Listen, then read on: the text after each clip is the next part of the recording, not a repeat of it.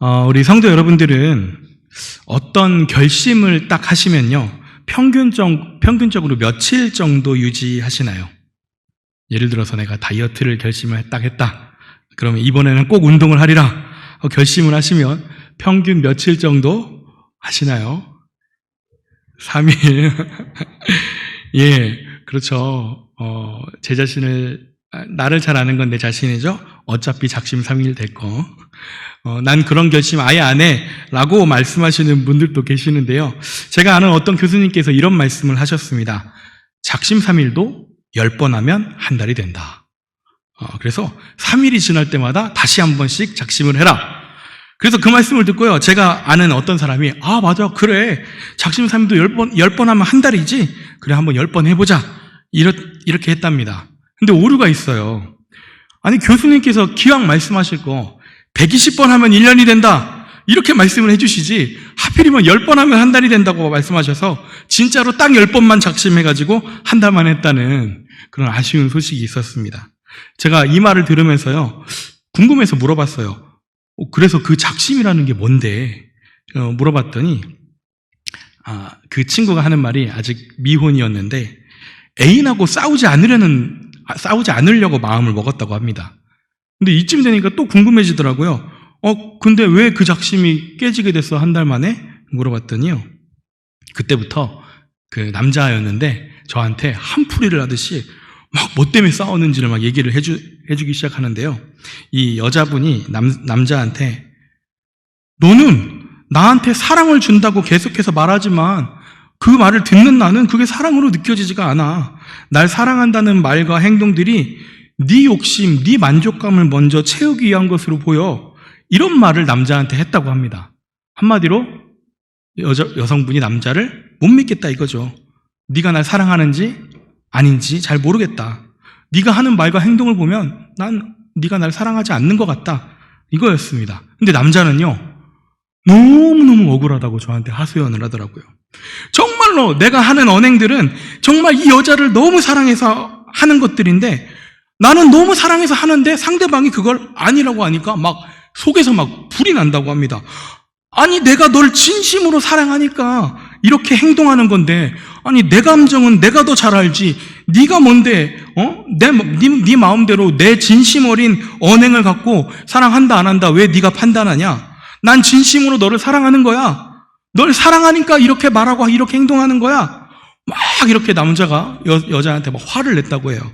오히려 내 진심을 믿어주지 않는다고 막 그렇게 저한테 하소연을 했습니다. 근데 제가 이 얘기를 듣다가 문득 이런 생각이 갑자기 스쳐 지나가더라고요. 상대방을 사랑한다는 게 뭘까? 내 방식대로 사랑을 주는 것이 상대를 사랑하는 걸까? 상대방은 아니라고, 정말 한사코 아니라고 느끼는데도 여전히 내 방식대로의 사랑을 갖다가 밀어붙이는 게, 그게 상대를 사랑하는 걸까라는 생각이 들기 시작했습니다. 이 사랑이라는 단어를 인터넷으로 한번 검색을 해보시면요, 그 유명 포털 사이트에 이렇게 설명이 나와 있어요. 상대방을 몹시 아끼고 귀중히 여기는 마음, 이렇게 설명이 되어 있는데요. 그렇죠. 사랑은 상대방을 귀하게 여기는 건데요. 그런데 똑같은 사랑이라고 해도 이 사랑의 기준이 어디에 있느냐에 따라 사랑의 색깔이 좀 달라집니다. 무슨 말인가 하면요, 똑같이 상대방을 귀하고 아낀다고 해도요, 내 주도권 아래 내가 생각하는 방식대로 상대방을 사랑하는 방식이 있는가 하면, 주도권을 상대방한테 내주고 상대가 좋아하는 걸 찾고 상대방이 좋아하는 방식대로 사랑하는 그런 사랑이 있다는 거죠. 여러분, 내 방식대로 사랑을 밀어붙이는 거, 내 방식대로 상대를 사랑하는 아주 극단적인 유형을 예로 들자면 뭐가 있을까요? 내 방식대로의 사랑을 그냥 몰아붙이는 극단적인 유형, 뭐가 있을까요?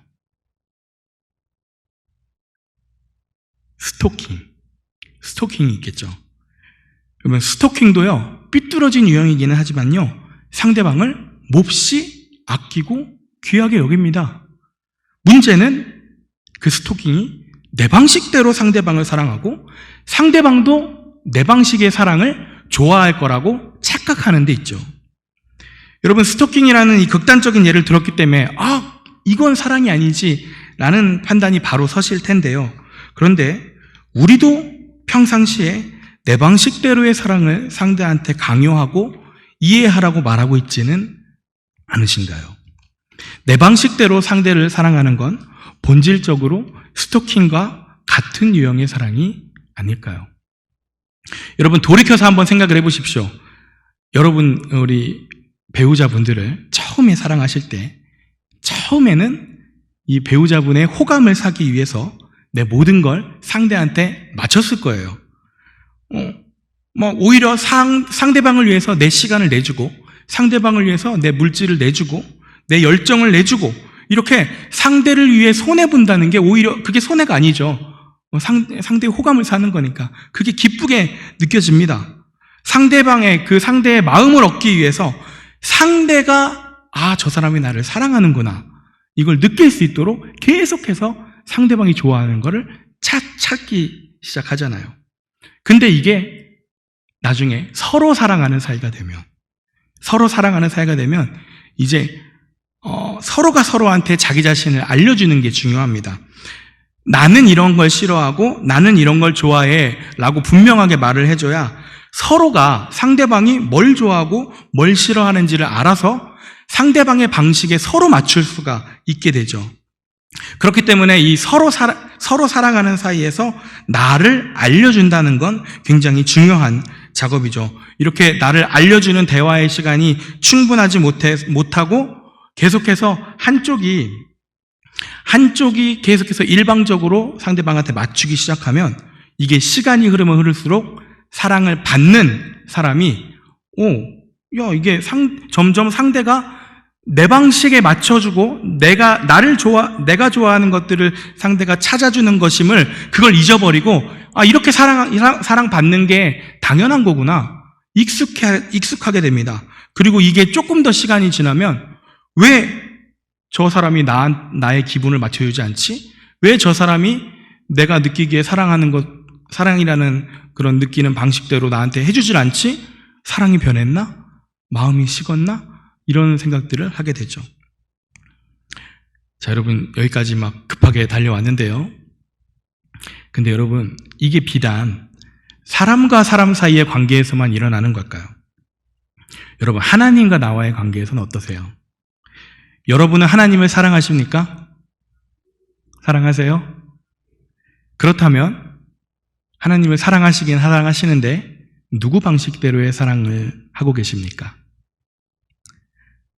앞서 말씀드렸다시피 사랑이란 건 상대방을 아끼고 귀히 여기기 때문에 상대방이 좋아하는 걸 찾고 상대방의 방식대로 사랑하는 걸 말합니다. 그래서 상대방을 사랑하면 상대가 이런 거를 싫어하고 상대가 이런 걸 좋아하는구나, 이런 걸 알고 싶어져요. 그래서 그렇게 알고 싶어져야 되는데 지금 나와 하나님과의 관계는 누구의 방식대로 사랑하는 사이신가요? 여러분, 서로 사랑하는 사이라면 서로가 서로를 알아가는 게 중요하다고 말씀을 드렸죠. 그러면요, 하나님과 나 사이가 지금 서로 사랑하는 사이인데 하나님이 나를 아는 건 맞는 것 같아요. 하나님은 나를 잘 아세요. 그런데 서로 사랑하면 나도 하나님을 알아야겠죠. 하나님이 좋아하는 걸 알아야 되고 하나님이 싫어하는 걸 알아야 되고, 그래서 하나님이 느끼기에 얘가 나를 사랑하는구나, 하나님이 느끼는 사랑의 방식대로 하나님을 사랑해야겠죠. 그런데 혹시 내가 지금 하나님을 잘 알고 있지 못한다면 누구의 방식대로 하나님을 사랑하고 있는 걸까요? 여러분, 이 사랑이라는 게 참 묘해요. 참 묘해서요. 조금 더 많이 사랑하는 쪽이 강자일까요? 약자일까요? 좀 더 많이 사랑하는 쪽이 약자가 돼요. 여러분, 하나님과 나는 분명히 사랑하는 사이 맞죠? 나도 하나님을 사랑하고 하나님도 나를 사랑합니다. 그런데 여러분, 이 사랑하는 사이에서 어느 쪽이 약자일까요?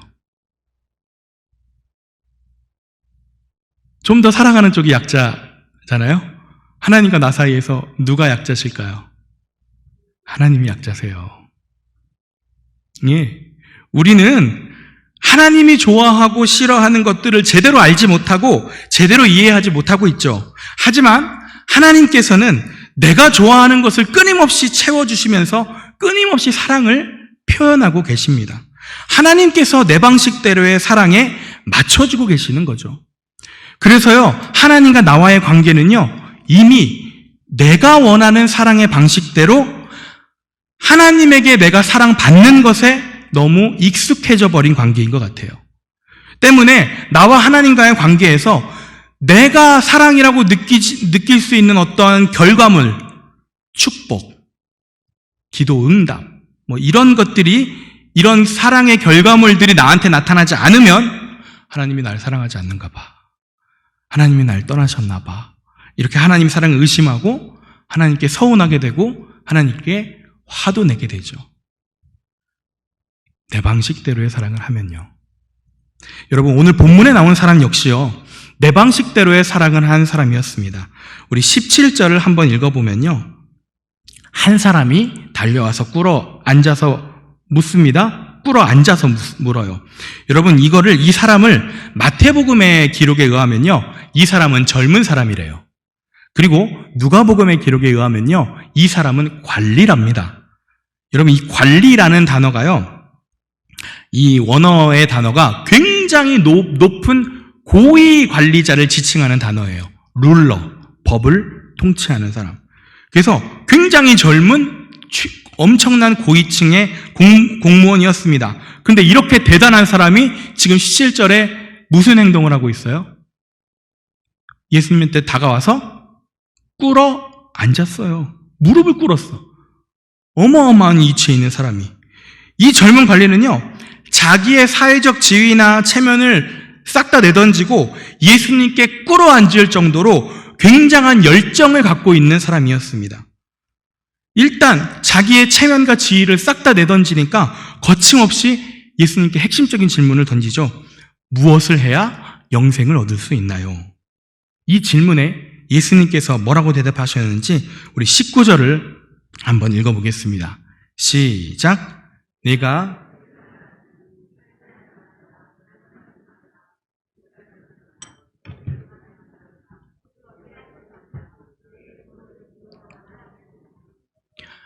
여러분, 이 말씀이 우리가 잘 아는 말씀들이죠. 이 어디에 나오는 말씀이에요?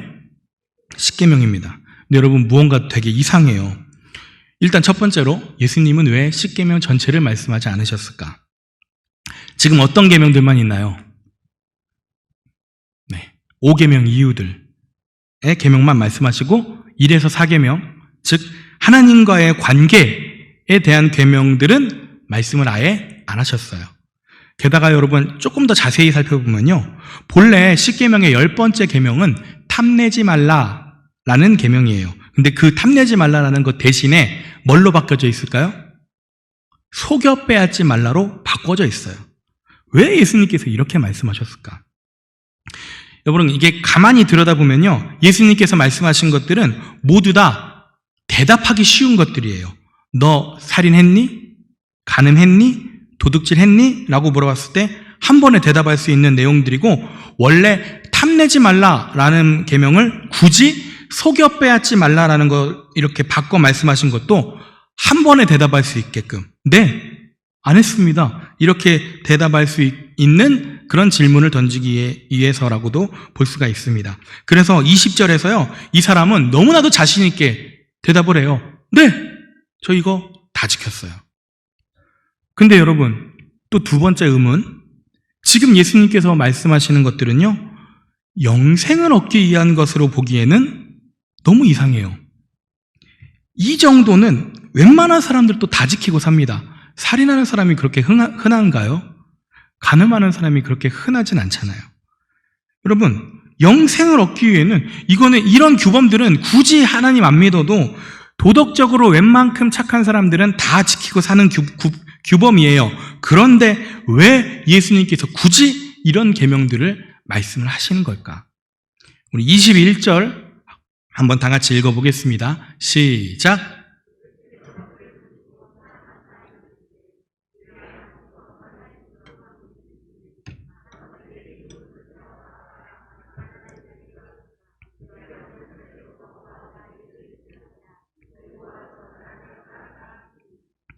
네, 여기서 그를 보시고 사랑하사라는 이 표현이 있어요. 사랑하사.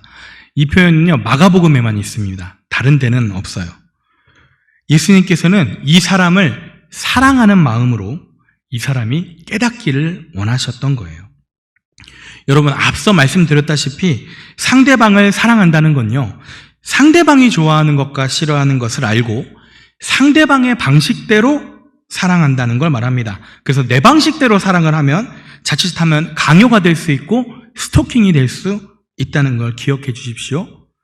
그래서 나와 하나님과의 이 사랑 관계를 보면요, 하나님께서 나를 사랑하셔서 내 입장에서 사랑이라고 느낄 수 있는 복들, 건강이나 행복한 가정, 물질, 이런 것들에 대해서는 우리 하나님께서 잘 채워주실 때가 꽤나 많죠.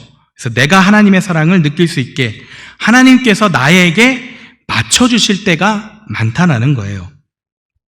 자, 그렇다면 아까 말씀드렸다시피 사랑이라는 건 쌍방이기 때문에 나 역시도 하나님께서 얘가 나를 정말 사랑하는구나, 이렇게 하나님이 느끼실 수 있는 하나님 방식에 맞춰서 하나님을 사랑하는 게 그게 건강한 사랑이잖아요. 그래서 하나님이 내가 뭘 좋아하고 하나님이 내가 뭘 싫어하는지 알려주시려고 우리에게 이 성경을 주신 거예요. 처음에 모세를 통해서 율법을 주신 것도 마찬가지였습니다. 하나님께서 나 이런 하나님이야, 나 이런 사람이야, 이렇게 말하는 것처럼 이스라엘 백성에게 자기 자신에 대해서 알려주는 거죠. 나의 방식은 이런 방식이야. 그래서 하나님께서는요, 십계명이 나왔으니까 하나님께서는 1에서 4계명, 하나님만을 사랑하는 마음을 좋아하시고, 그리고 5에서 10계명, 이웃을 사랑하는 마음을 좋아하신다고, 그렇게 내 방식은 이런 방식이야 라고 말씀하시고 알려주신 게 율법이요 10계명입니다. 근데 이 10계명, 이 율법을 들은 사람들이요, 못된 습관을 발동시켜요.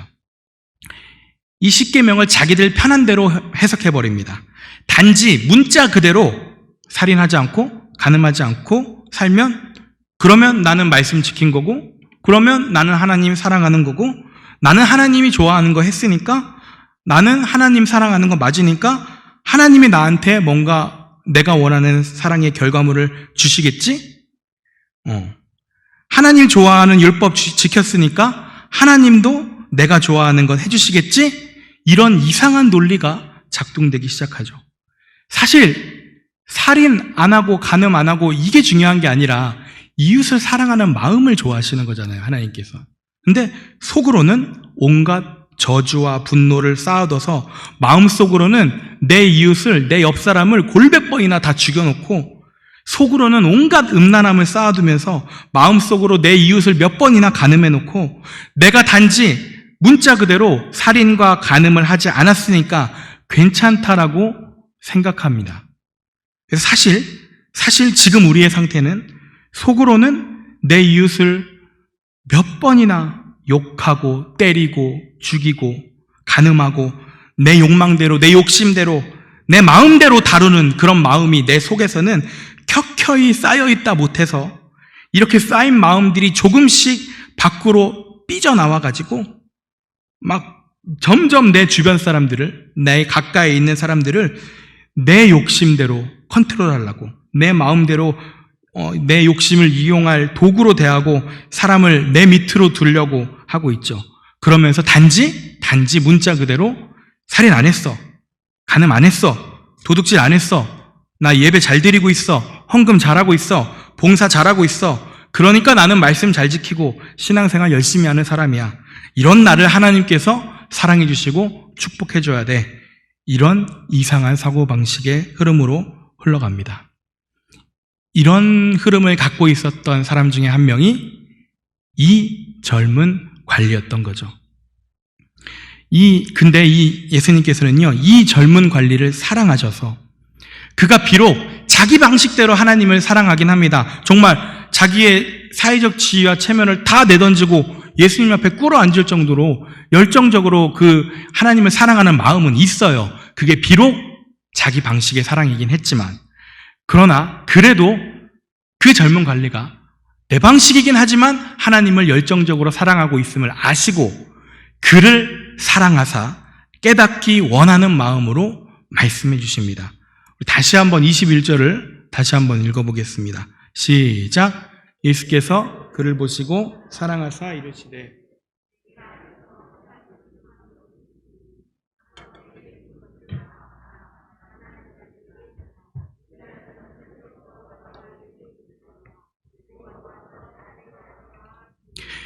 예, 여러분, 이 말씀은요, 적어도 이 젊은 관리한테는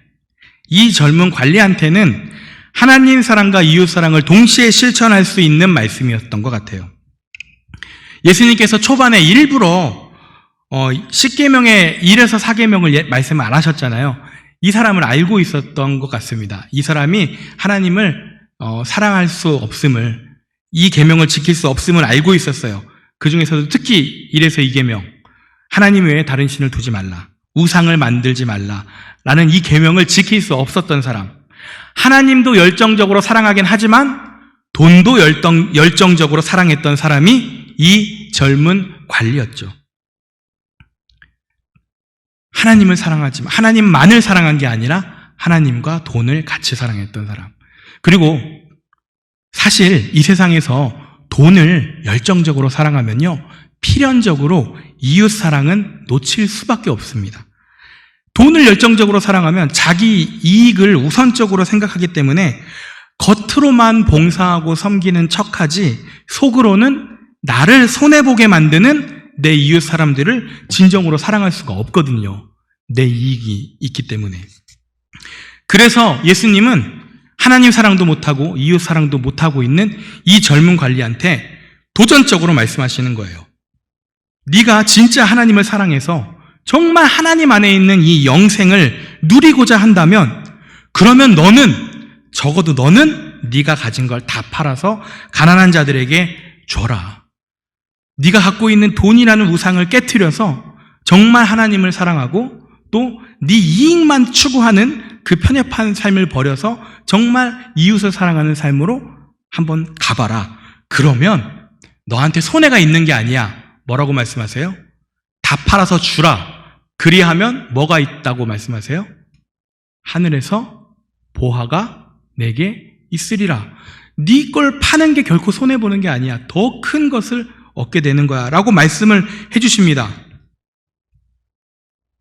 그런데 여러분, 만약에 예수님께서 가만 보니까 이 말씀을 듣는 너도 돈이 우상이구나, 너도 이 돈의 우상을 깨야겠어, 네 거 다 팔아서 나를 따르라, 예수님께서 여러분에게 이렇게 말씀하시면 여러분 마음이 어떠시겠습니까?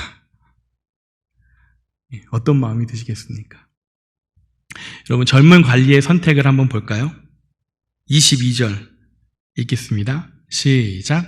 그 사람은 재물이 많은 고로 이 말씀으로 인하여 슬픈 기색을 띠고 근심하며 가니라. 여러분, 이 젊은 관리의 선택은요, 하나님이 아니었네요. 아쉽게도요. 결국 예수님 앞에 체면도 사회적 지위도 모두 다 내던지고 무릎 꿇던 그 열정은요, 진짜 열정이 아니었던 거예요. 이 젊은 관리의 그 뜨거운 열정은 하나님에게서 영생이라는 걸 한번 얻어보고자 하는 내 이익을 얻기 위한 열정이었습니다.